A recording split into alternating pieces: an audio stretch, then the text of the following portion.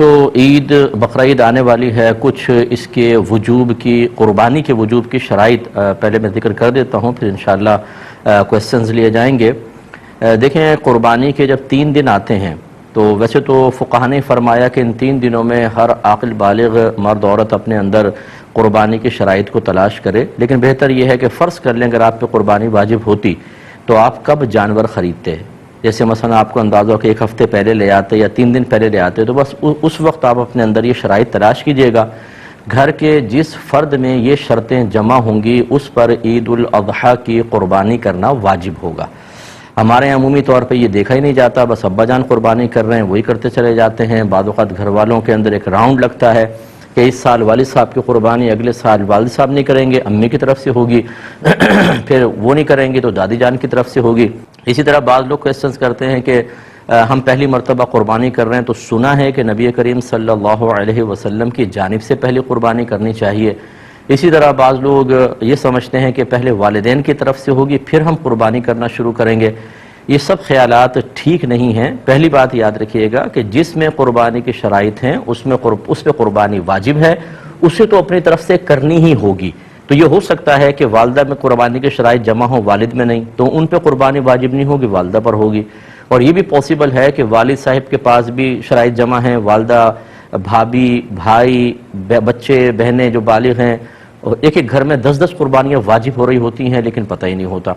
تو اس لیے جس پر قربانی واجب ہے، اگر پہلی مرتبہ بھی ہے تو اسے واجب اپنی طرف سے کر کے ادا کرنا ہوگا۔ پھر یہ نہیں ہے کہ آپ نبی کریم صلی اللہ علیہ وسلم کی طرف سے کریں، کیونکہ رحمت کونین صلی اللہ علیہ وسلم کی طرف سے کریں گے تو وہ نفلی قربانی ہوگی، تو پھر آپ کا واجب تو رہ جائے گا، آپ گناہ گار ہوں گے۔ ہاں، اگر کوئی ایسا شخص جذبہ رکھتا ہے تو 2 جانور لے کر آئے یا 2 گائے کے حصے لے، ایک حصہ نبی کریم صلی اللہ علیہ وسلم کے نام پر اور ایک اپنی طرف منسوب کر کے کرے۔ لیکن بہرحال جس میں قربانی کی شرائط جمع ہیں اس پہ قربانی واجب ہے۔ اب وہ شرائط کیا ہیں؟ نمبر 1 مسلمان ہونا، کافر پر نہیں ہوتی، عاقل اور بالغ ہونا، پاگل، مجنون اور نابالغ بچے پہ قربانی واجب نہیں ہے۔ تیسرا مقیم ہونا، یعنی انسان مسافر نہ ہو۔ مسافر سے مراد جو شرعی مسافت ہوتی ہے کہ آپ شہر کی حدود سے باہر نکل گئے اور کم از کم 92 کلومیٹرز دور جانے کا ارادہ ہے۔ جیسے شہر کی حدود سے نکلیں گے مسافر ہیں، پھر اس وقت تک آپ مسافر رہیں گے جب تک آپ کسی اور شہر میں جا کر کم از کم 15 دن قیام کی نیت نہ کر لیں، یا پھر وہ آپ کا وطن اصلی ہو۔ وطن اصلی کہتے ہیں جیسے مثال کے طور پہ جہاں پر آپ پیدا ہوئے اور آپ کا آبائی گھر اب بھی وہاں موجود ہے، ماں باپ ہیں یا آبائی گھر موجود ہے کم از کم، وہ آپ کا وطن اصلی ہے۔ جیسے آپ کراچی میں کام کے لیے آئے اور پھر 2 دن کے لیے اپنے وطن اصلی میں چلے گئے قربانی کے ایام میں، تو وہ تو پھر آپ کا وطن اصلی ہے، جیسے آپ پہنچیں گے مقیم ہو جائیں گے۔ اور اسی طریقے سے اگر آپ نے کسی اور جگہ رہائش اختیار کر لی اور وہاں سے نکلنے کا ارادہ نہیں ہے کہ اب میں مستقل یہاں رہوں گا، وہ وطن اصلی ہوتا ہے۔ اور تیسرا کہیں پر آپ نے شادی کی ہو اور آپ کی زوجہ وہاں پر ہوتی ہوں، موجود ہیں، تو پھر آپ جیسے دوسرے سٹی میں چلے گئے، جیسے ہی اپنے اس شہر میں آئیں گے جہاں آپ نے شادی کی ہے اور زوجہ بھی ادھر ہونی چاہیے اس شہر میں، تو آپ مقیم خود بخود ہو جائیں گے، چاہے 2 دن کے لیے گئے ہوں۔ لیکن اس کے علاوہ اگر کوئی ہے ان تینوں چیزوں کے علاوہ تو کم از کم 15 دن کی نیت کریں گے تو مقیم ہوں گے، ورنہ مسافر رہیں گے۔ تو مسافر پہ قربانی واجب نہیں ہوتی ہے، مقیم پر واجب ہوتی ہے۔ اور چوتھا، یہ اچھی طرح ذہن میں رکھیے گا کہ قربانی کے 3 دنوں میں اگر آپ کے پاس اتنا مال ہے کہ جس کی مالیت 52.5 تولہ چاندی تک پہنچ جائے اور وہ آپ کی ضرورت سے یا حاجت اصلیہ سے زائد بھی ہو، تو آپ پہ قربانی واجب ہوگی، یعنی یہ قربانی کا نصاب ہے۔ 52.5 تولہ چاندی تقریباً آج کل 45,000 50,000 کا حساب کر لیں آپ، بس اتنا اگر اماؤنٹ آپ کے پاس ہے اور آپ کی ضروریات زندگی سے زائد ہونا چاہیے۔ ضروریات زندگی میں کون سا ہوگا؟ جیسے اگر فرض کر لیں آپ کو سیلری ملی تو راشن لینا ہے، بچوں کی فی پے کرنی ہے، اور چیزیں ہیں، یا گھر کے جو ضروریات زندگی کا سامان ہوتا ہے جیسے آپ کے کپڑے ہیں، آپ کے جوتے، اور اگر آپ نے اے سی لگایا ہوا ہے وہ بھی حاجت اصلیہ میں آتا ہے، آپ کا فریج، واشنگ مشین، برتن وغیرہ، یہ سب حاجات اصلیہ میں آتے ہیں۔ اسی طرح آپ کا ذاتی مکان، یہ حاجت اصلیہ میں ہے۔ اس سے فالتو کوئی بھی سامان ہو کہ جو آپ نے جو آپ کی ضروریات زندگی سے زائد ہے یا پھر سونا چاندی کی شکل میں ہے، تو وہ اس پہ قربانی واجب ہوگی۔ لہذا اب آپ کو دیکھنا یہ ہوگا، مثال کے طور پہ اگر کسی بہن کے پاس 1 تولہ سونا ہے تو یقیناً 52.5 تولہ چاندی تک اس کی قیمت پہنچتی ہے، تو ان پر قربانی واجب ہوگی۔ یہ زکوٰۃ کے نصاب کو نہ دیکھیے گا، اس میں یہی لکھا ہے کہ اگر کسی کے پاس بھی کسی بھی قسم کا مال ایسا ہو جو حاجت اصلیہ سے زائد ہو اور اس کی مالیت 52.5 تولہ چاندی تک پہنچ جائے تو اس شخص پہ قربانی واجب ہے۔ لہٰذا یہاں تک فقہا نے لکھا ہے، مثال کے طور پہ اگر آپ نے کوئی مکان کرائے پہ چڑھایا ہوا ہے تو وہ تو آپ کی ضرورت سے زائد ہے نا، تو اس مکان کی بھی مالیت کا حساب ہوگا، قربانی واجب۔ اسی طریقے سے اگر آپ کا ذاتی مکان آپ رہ رہے ہیں، اس میں 6 کمرے ہیں، 4 یوز ہوتے ہیں، 2 کمرے بالکل بند پڑے ہوئے ہیں، ان 2 کمروں کی قیمت کا بھی حساب کیا جاتا ہے۔ اسی طرح آپ کے وہ کپڑے جو آپ پہنتے نہیں ہیں، چھوڑ دیے، جیسے بہنوں کے شادی کے ہوتے ہیں، ایک سوٹ صرف شادی کے ٹائم ہی پہنا جاتا ہے، پھر ایسی فالتو پڑا ہوا ہے، اس کی قیمت کا بھی اعتبار ہوگا، یعنی جو بھی حاجت اصلیہ سے زائد۔ اسی طریقے سے اگر آپ نے BC بھری ہوئی ہے اور ابھی آپ کی نکلی نہیں تو سمجھ لیں وہ آپ کا قرضہ آپ نے دیا ہوا ہے، اس کی مالیت کا بھی حساب ہوگا۔ اسی طرح کسی کو قرض دیا ہوا ہے آپ نے، اس کی مالیت کا بھی حساب ہے۔ تو خلاصہ کلام یہ ہے کہ قربانی کے دن جب قریب آ جائیں تو آپ یوں کریں، جتنا آپ کا سونا ہے اس کی قیمت نکلوا لیں، چاندی کی قیمت نکلوائیں، جتنا کیش روپیہ پڑا ہے وہ بھی، پرائز بانڈ ہوں، شیئرز ہوں، سیونگ سرٹیفکیٹس آپ نے لے کے رکھے ہیں، ان سب کی قیمت اس میں ایڈ کر لیں۔ اس کے علاوہ آپ نے اگر BC دی ہے اور ابھی نکلی نہیں، وہ آپ کا قرض ہے سمجھ لیں، اسے بھی ایڈ کریں۔ کسی کو ویسی قرض دیا ہوا ہے وہ بھی اس میں ایڈ کر لیں اور اس کا ٹوٹل نکال لیں۔ ٹوٹل نکالنے کے بعد پھر آپ یہ ضرور دیکھیے گا کہ کیا اس میں سے کچھ ایسا پیسہ ہے جو مجھے فوری طور پہ گھر میں خرچ کرنا ہو، یا پورے مہینے میں جیسے بجٹ کا ہوتا ہے آپ یوٹیلیٹی بلز کے لیے اور راشن وغیرہ کے لیے رکھتے ہیں، اسے اس میں سے مائنس کر دیں۔ اس کے علاوہ ہر وہ قرضہ جو اس منتھ میں آپ کو فوری طور پہ ادا کرنا ہے، جیسے کوئی انسٹالمنٹ دینی ہے آپ نے، یا کسی کا قرضہ لیا ہوا اور وہ کبھی بھی مطالبہ کر سکتا ہے، ایسا کوئی قرضہ جس کی کوئی میعاد وغیرہ مقرر نہ ہو، اس سب کو بھی اس میں سے مائنس کر دیں۔ اب جو باقی بچے دیکھیں، اگر وہ 52.5 تولہ چاندی کے برابر پہنچ جاتا ہے تو بس پھر ٹھیک ہے، آپ پہ قربانی واجب ہے، ورنہ نہیں ہے۔ سوری۔ اسی طریقے سے آپ نے ان تمام چیزوں کو ایڈ کیا، قرض باہر نکالا، آپ نے کوئی مکان کرائے پہ دیا ہوا ہے، دکان کرائے پر دی ہوئی ہے، یا آپ دکان چلاتے ہیں، وہ دکان آپ کی حاجت اصلیہ سے زائد کہلائے گی، اس کی قیمت ایڈ کریں گے تو قربانی بن جائے گی۔ اس طریقے سے ہر گھر کا فرد قربانی کا حساب کرے۔ اچھا، جب اس قسم کے مسائل لوگ سنتے ہیں، چونکہ اس میں خرچہ ہوتا ہے، تو کہتے ہیں یہ تو ہم نے آج تک نہیں سنا تھا، پتہ نہیں کہاں سے مسائل نکال کر لے آئے۔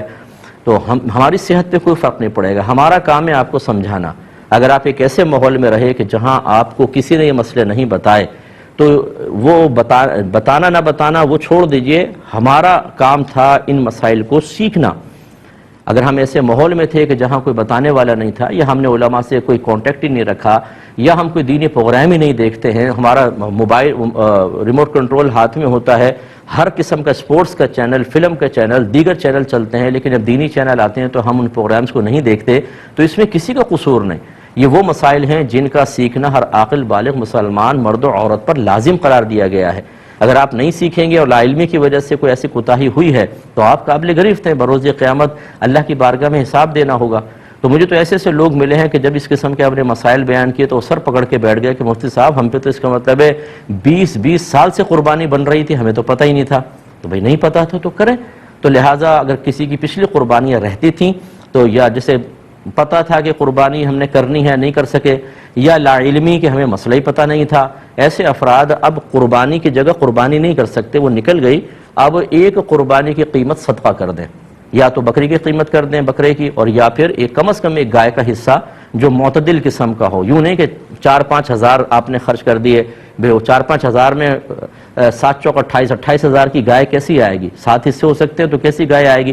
اچھی تھوڑی سی درمیانے درجے کی گائے کا حساب کریں، اور اس کو آپ یعنی جتنے رہتی ہیں 10 قربانیاں ہیں تو اگر آپ 7 حصے ایک گائے کے اور 3 حصے اور گائے کے اندر ملا لیں تو 10 حصے ہو گئے، اتنے آپ کو رقم صدقہ کرنی ہوگی۔ فوری طور پہ کر سکتے ہیں، بیسٹ ہے، ورنہ اگر اتنے پیسے نہیں ہیں تو بہرحال اس دفعہ کی قربانی واجب ہے وہ پہلے کریں، اور پیچھے والی قربانی کے تھوڑے سال بہ سال خرچ کرتے رہیں تاکہ وہ آپ کا حساب کتاب پورا ہو اور آپ آخرت کی گرفت سے محفوظ رہ سکیں۔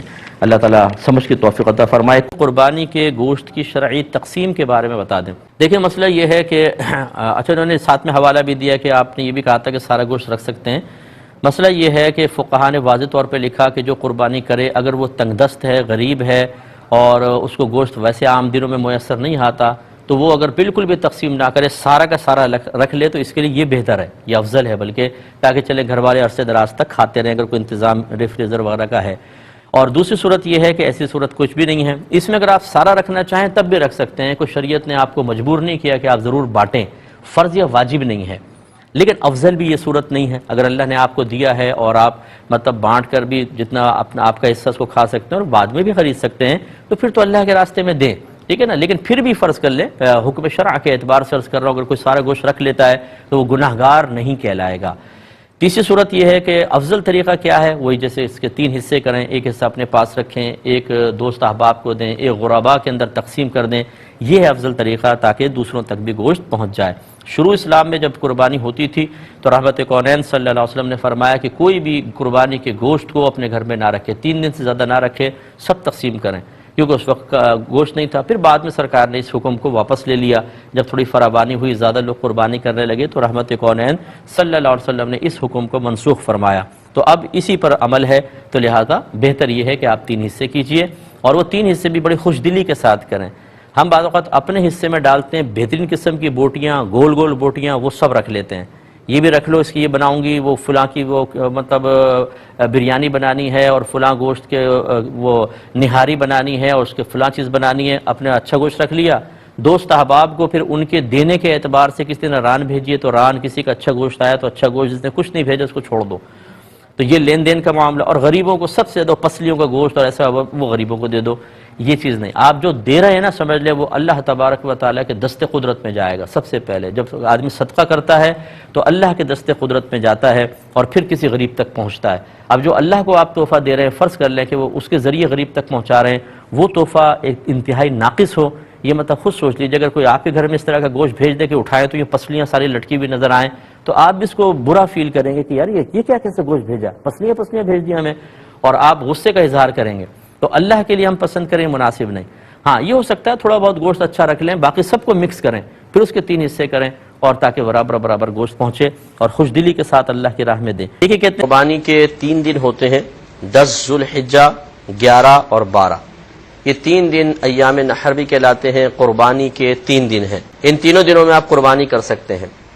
اب مسئلہ یہ ہوتا ہے کہ قربانی بعض اوقات کسی پر واجب ہو جاتی ہے، چنانچہ اگر نہیں کرے گا تو گناہ گار ہوگا، اور کسی کے لیے فقط سنت ہوتی ہے یا نفل قربانی بھی جس کو کہا جاتا ہے، نہ کرے تو کوئی گناہ نہیں۔ اس لیے ہر مسلمان بھائی بہن کو چاہیے کہ وہ اپنی ذات میں قربانی کی شرائط تلاش کرے، اگر اسے محسوس ہوتا ہے کہ مجھ میں شرائط مجتمع ہے تو اسے قربانی کرنا واجب ہوگا۔ تو یہ جو ہم نے بتایا کہ 3 دن قربانی کے ہوتے ہیں، یہ اس لیے بتایا کہ یہ شرائط قربانی کے 3 دنوں میں تلاش کرنی ہے۔ اس کو یوں سمجھ لیجئے کہ قربانی کے 3 دنوں سے پہلے کسی میں شرائط موجود نہیں تھی، جو بھی ہم بتائیں گے آپ کو، لیکن جب قربانی کے 3 دن آئے تو کسی لحاظ سے اس میں شرائط جمع ہو گئیں تو قربانی واجب ہو جائے گی۔ اور اگر کوئی قربانی سے پہلے بہت مالدار تھا، تمام شرائط جمع تھیں، لیکن جیسے قربانی کے ایام شروع ہوئے اس سے پہلے وہ بیچارہ کرائسس میں آ گیا ہے اور شرائط کوئی 1 یا 2 مفقود ہو گئیں، اس سے ہٹ گئیں، دور ہو گئیں، وہ ان سے خالی ہو گیا تو اس پہ قربانی واجب نہیں رہے گی۔ تو وجوب قربانی کی کچھ شرائط ہیں جو ذہن میں رکھیں کہ پہلی یہ کہ مسلمان ہوں، دوسرا عاقل ہوں، بالغ ہوں۔ عاقل کی بعض اوقات قید نہیں لگائی گئی، لیکن عاقل و بالغ ہی چونکہ شرع احکام کے مکلف ہوتے ہیں، اس لیے عاقل و بالغ کی قید کو ملحوظ رکھا جائے۔ پہلا مسلمان ہونا، دوسرا عاقل و بالغ ہونا، تیسرا ہے مقیم ہونا یعنی غیر مسافر ہوں، چوتھا ہے مالک نصاب ہونا، اور 5ویں بڑی شرط ہے کہ ان تمام شرائط کا قربانی کے 3 دنوں میں پایا جانا، تو وہ اس شخص پہ قربانی واجب ہوگی۔ اب اس میں تفصیل دیکھیں۔ نمبر 1 مسلمان ہونا۔ اچھا، اب یہ پہلے میں عرض کر دوں تمہیداً کہ ہوتا یہ ہے کہ ہمارے گھروں میں کچھ غلط طریقے رائج ہوتے ہیں۔ مثال کے طور پر بعض اوقات تو کہتے ہیں کہ بھئی 1 بکرا ہمارے ہاں آتا ہے اور سب گھر والوں کی طرف سے ہم ہر سال کر دیتے ہیں۔ یہ چیز بالکل غلط ہے کہ ہو سکتا ہے، پہلی بات تو یہ کہ 1 بکرے میں 2 آدمی شریک نہیں ہو سکتے، 1 بکرا ایک کی طرف سے ہی ہوگا، لہذا اگر 2 آدمی اپنی طرف منسوب کر دیں کہ ہم دونوں کی طرف سے 1 بکرا تو کسی کی قربانی نہیں ہوگی۔ تو پہلی بات تو یہ کہ پورا گھر اگر 1 بکرے کو کسی ایک کی تمام کی طرف منسوب کر دیتے ہیں، مثلا والد صاحب بکرا لائے، کہا بھئی ہم سب کی طرف سے ہو گیا، تو یاد رکھیں کسی کی بھی قربانی نہیں ہوگی۔ لہذا اگر کسی گھر کے فرد پر واجب ہو رہی تھی تو ترک واجب لازم آئے گا، گناہ گار ہوں گے۔ دوسرا یہ کہ ہمارے یہاں بعض اوقات ایک راؤنڈ سے چلتا ہے کہ مثلا 1 سال والد صاحب نے کی ہے، اگلا سال آئے گا تو اعلان ہوگا جی اب کی دفعہ امی کی طرف سے ہوگی کیونکہ پچھلی دفعہ ابو نے کی تھی، اس سے اگلے آئے گا تو بڑے بھائی جان، اس سے آگے اگلے سال چھوٹے بھائی جان، اس کے بعد بہن کی طرف سے. یعنی ہم ہر سال بدل بدل کے کرتے ہیں. یہ نہیں سوچتے کہ کس پر قربانی واجب ہو رہی ہے کس پہ نہیں. اب ہو سکتا ہے کہ والد صاحب پہ قربانی واجب ہو لیکن وہ کہے میں اس سال میں نے نہیں کرتا ہوں کیونکہ میں نے پچھلے سال کی تھی، اس سال تمہاری امی کی طرف سے کر دیتا ہوں، اور امی جان پہ قربانی واجب نہیں ہو رہی، تو لازم بات ہے کہ ان کی طرف سے نفل ہو تو ادا ہوگی اور والد صاحب ترک واجب کی وجہ سے گناہ کے مرتکب ہو جائیں گے. تو یہ طریقہ غلط ہے. اچھا پھر اس طرح بھی ہوتا ہے کہ بعض اوقات گھروں میں ہر سال ایک ہی شخص اپنی طرف سے قربانی کر رہا ہوتا ہے. جی کون کرے گا؟ ہمارے تو والد صاحب کرتے ہیں ہر سال اپنی طرف سے. باقی جو گھر کے افراد ہیں وہ اپنی ذات میں قربانی کی شرائط کو تلاش کرنے کی زحمت ہی گوارا نہیں کرتے. وہ کہتے ہیں بس ہمارے اصول یہ ابا جان کریں گے، بس ابا جان ایک بکرا لائے ذبح کیا خوش ہیں ابا جان. باقی ہو سکتا ہے بیوی پہ بھی قربانی واجب ہو، بیٹے پر بھی، بہو پر بھی، ان کی پرواہ نہیں ہوتی. اس طرح وہ سب ترک واجب کی وجہ سے گناہگار ہوتے ہیں. تو خلاصہ کلام یہ ہے کہ قربانی کے 3 دنوں سے پہلے ویسے تو یہ میں نے آپ کو بتایا کہ شرائط قربانی کے دنوں میں خاص طور پہ دیکھنی ہوں گی، لیکن اس سے 1-2-4 دن پہلے، جیسے اب آپ ہمارا پروگرام سن رہے ہیں تو ہم گزارش کریں گے کہ گھر کا ہر فرد ایک کاغذ ایک قلم لے کر بیٹھ جائے اور اپنا خود حساب کتاب کرے کہ مجھ پر قربانی بنتی ہے کہ نہیں بنتی. تو آپ یہ دیکھیں گے کہ نہ صرف اس سال کا مسئلہ آپ کے سامنے آ جائے گا بلکہ آپ یہ بھی غور کریں گے کہ شاید پچھلے 4 سال سے 5 سال سے 6 سال سے مسلسل آپ پہ قربانی واجب ہو رہی تھی لیکن آپ لا علمی میں کر نہیں رہے تھے. تو اس لیے یہ شرائط تلاش کرنا بہت ضروری ہے. میں ان کے بعد کہ بہن نے فرمایا کہ میرے شوہر نے فون پر مجھے 3 مرتبہ طلاق دی 5 سال پہلے. اب مجھے پتہ چلا کہ 5 سال ہم ساتھ رہے، کسی نے کہا فون پہ طلاق ہی نہیں ہوتی، اب کیا حکم شرع ہوگا؟ دیکھیں کس نے کہا فون پر طلاق نہیں ہوتی؟ فون پر تجارت ہو رہی ہے، فون کے اوپر آپ ایک دوسرے کو پیغام دے رہے ہیں، فون کے اوپر حکم دیتے ہیں ماں باپ، تو کیا اس کو پورا کرنا بچے پہ واجب نہیں ہوتا؟ ہر چیز فون کے ذریعے ہو رہی ہے. اسی طرح میسیجز، میلز ہیں، میسیج ہیں. بعض کہتے ہیں جی فون کے میسیج سے طلاق نہیں ہوتی. کیوں نہیں ہوتی صاحب طلاق؟ کس وجہ سے نہیں ہوتی؟ جب یہ چیزیں ہمارے زمانے میں رائج ہیں، ان کو اپنے جذبات، اپنی فیلنگز، اپنے معاملات کے اظہار کے لیے بہت سی چیزوں کے لیے یوز کیا جا رہا ہے اور اس کو باقاعدہ ویلڈ تصور کیا جاتا ہے. اگر آپ کوئی میل، آج کل میل کے اوپر دیکھیں کتنے سارے آپ آرڈرز دیتے ہیں، آرڈر ریسیو کرتے ہیں، انٹرنیٹ کے اوپر ہو رہا ہے. اتنی چیزوں کی بنیاد خالی طلاق نہیں ہوگی تو بالکل. اور یہ تو پھر کال کر کے آپ کو باقاعدہ کہا تو 3 طلاقیں ہو گئیں. جس نے یہ کہا کہ یہ طلاق نہیں ہوئی تو وہ بہت ہی بڑے گناہ کبیرہ کا مرتکب ہوا، کیونکہ آپ پھر 5 سال ساتھ رہے اور 3 طلاق کے بعد حلالہ کے بغیر ساتھ نہیں رہ سکتے. تو اس کا مطلب ہے 5 سال تک جتنا آپ لوگ قریب رہے سب گناہ. بالکل ایسے جیسے 2 اجنبی مرد و عورت ایک گھر میں رہنا شروع کر دیں. جسمانی تعلق زنا خالص ہوگا. اگر اس دوران کچھ بچے پیدا ہوئے تو اس کا نسب والد سے ثابت نہیں ہوگا کیونکہ وہ ناجائز طریقے سے بچہ پیدا ہوا ہے. اور اس پہ خطرناک معاملہ یہ ہے کہ یہ سب کام آپ جائز سمجھ کے کر رہے تھے.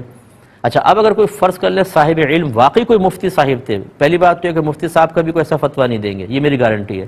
لیکن آپ نے کسی مولوی صاحب سے معلوم کر لیا تو اس میں یہ نہیں ہے کہ اب آپ کے لیے رعایت کا پہلو نکل آیا. جو مسئلہ ہے آپ کو کسی مستند ادارے سے معلوم کرنا چاہیے تھا.